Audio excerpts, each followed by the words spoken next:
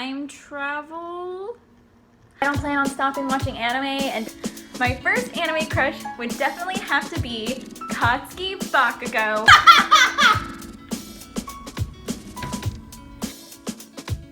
Hi everyone! Today I'm going to be talking about the anime called Orange. Now that is a weird title, isn't it? Orange? Like, why would a romance drama anime be called something as weird as Orange? Well, it's very subtle, but you'll find out when you watch it why it's called that. And I kind of really like stories that have like weird titles that don't really make sense until you watch it. That kind of thing. It's really, really fun. Anyways, the whole concept is that this girl named Naho gets a letter from her future self 10 years in the future, and it's basically the letters are trying to stop a tragedy from happening in her life. This tragedy being one of her high school friends killing themselves, and because all of her friends have kind of been miserable since and they still miss him, and they get this idea to send letters when they visit this student's grave. They get an idea to send letters to their past selves to try and help them along in making better decisions, so then this character doesn't kill themselves.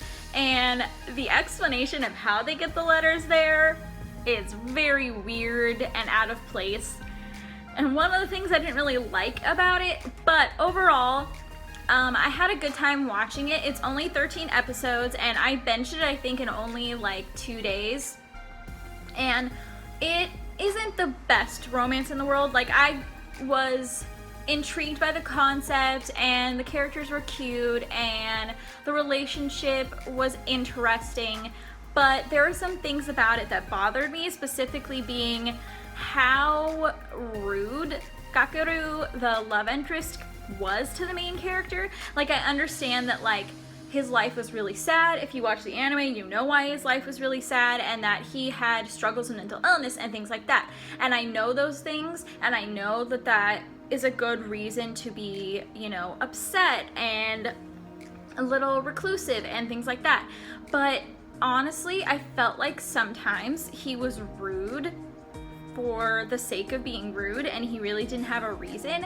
And like, I'm not trying to say that horrible things in your life and mental health is not a reason to be kind of angry and things like that, but it's not an excuse to be mean. And I feel like his character was kind of mean sometimes, and unjustly mean, and kind of treated Naho like shit sometimes, and I really didn't like that. And I honestly thought that she would be better off sometimes with her best friend.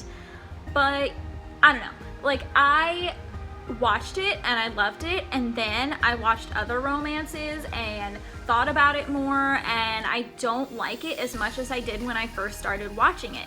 Now, I still enjoyed it. I don't regret watching it. It's an anime a lot of people have recommended and talked about, and it had a lot of really interesting twists and turns and drama. I just feel like it wasn't the best representation of mental health that it could be. Like, I have anxiety, depression, OCD, and things like that. I know how it is. I know everyone's experience is different, but I just feel like the show was kind of like, oh, well, if you are depressed and suicidal, it's okay to be mean to other people. He can't help it.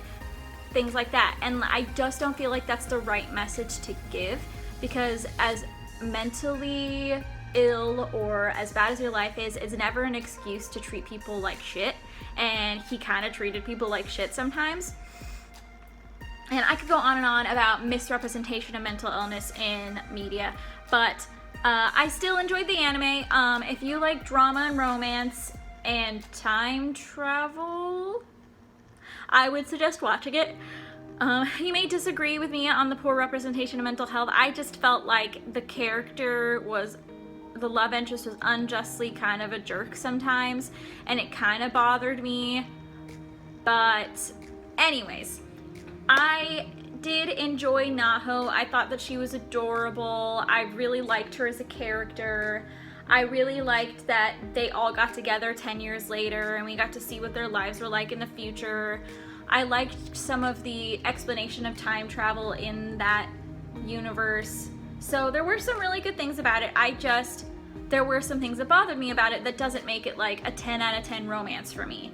So if you want an even better romance, I suggest Clannad, which I will be reviewing soon. But that's it. Next week I will be doing a Tokyo Tree unboxing and a review of Gargantia, because I don't want to get behind on the anime reviews because I'm already behind, but I also have a Tokyo Treat that I need to do, so I'm going to have 2 videos next week. So look forward to that, and I will see you next weekend. Bye!